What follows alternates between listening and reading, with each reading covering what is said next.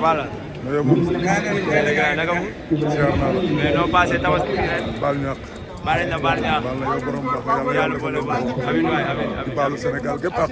amiin di ñaan Sénégal yàlla na yàlla def jàmm. amiin di ñaanal sëñ Mountakha yàlla na fi yàgg te wér. amiin di ñaanal Serigne Mouhamadou Habib Mbacké yàlla na fi yàgg te wér. amiin di ñaanal sama waajur bu jigéen yàlla na fi yàgg te wér.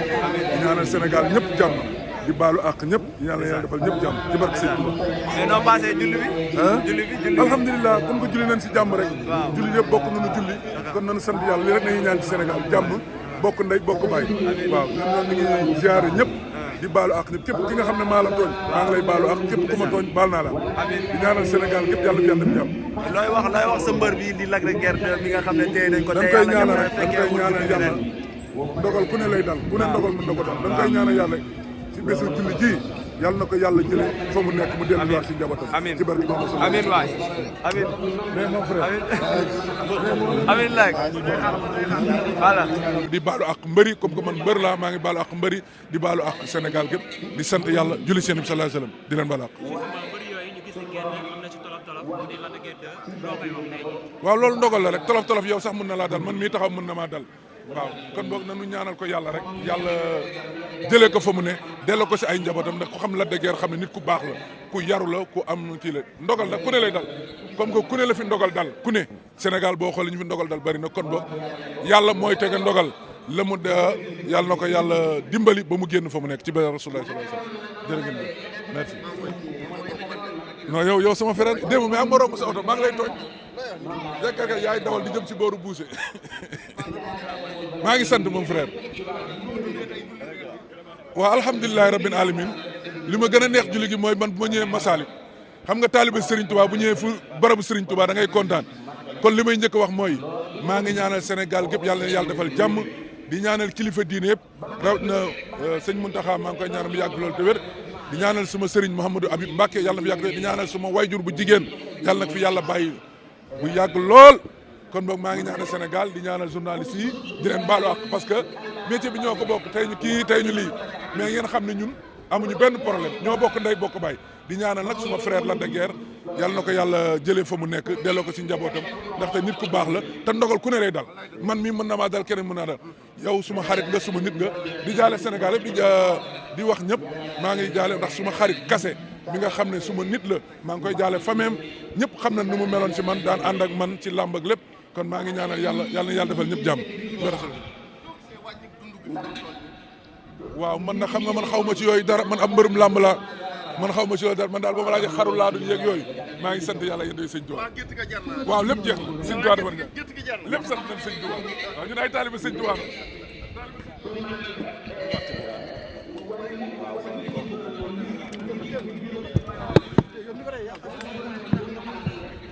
après ñu ko jox yow kay fay filmé tey. après nga envoyé image yi bu taw bi daa waaj fay quoi loolu. ma koy envoyé fan la la koy envoyé. amoo kii. yi damay dem dundal joxe ko.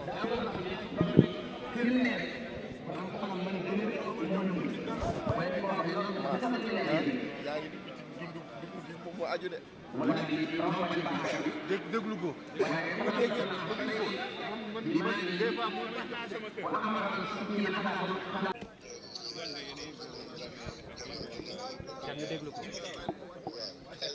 Alors, quel est le message? Écoutez, d'abord, rendre grâce à Dieu. Nous avons passé la fête de Tabaski. C'est un moment de recueillement.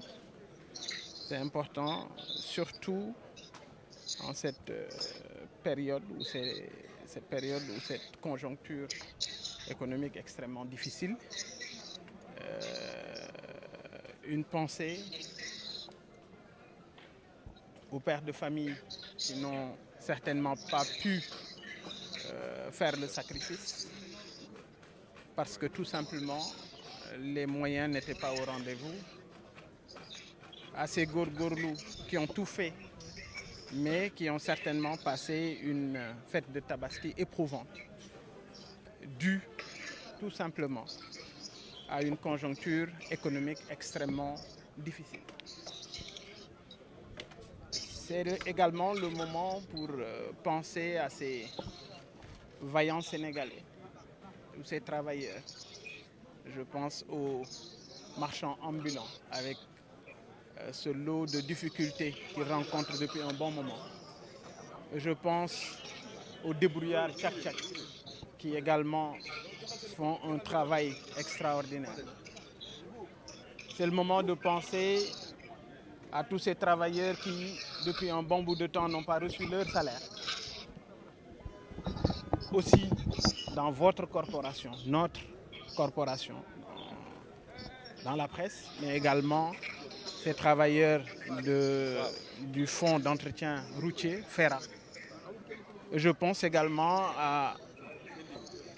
aux anciens travailleurs, aux ex-travailleurs de la Sotrac. Bref, à tous ces Sénégalais qui rencontrent beaucoup de difficultés en ce moment. Je prie le bon Dieu pour que ces problèmes soient résolus le plus rapidement possible.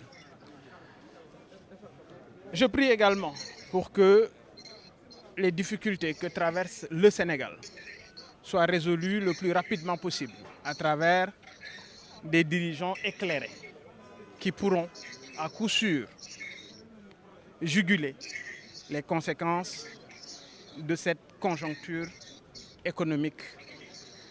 Dire que nous attendons avec impatience la relance économique qui aujourd'hui devient un impératif. Donc, force est de reconnaître que notre pays est dans une phase extrêmement délicate de construction, de cohésion nationale. Il faudrait beaucoup plus d'attention, mais surtout de compréhension, mais surtout de rigueur dans la gestion des affaires publiques. J'invite les autorités actuelles à se concentrer davantage dans la résolution des difficultés pour lesquelles elles ont été élues. Toute autre activité serait véritablement de la diversion. Prions pour qu'Allah soutienne le Sénégal, vive le Sénégal, vive les Sénégalais.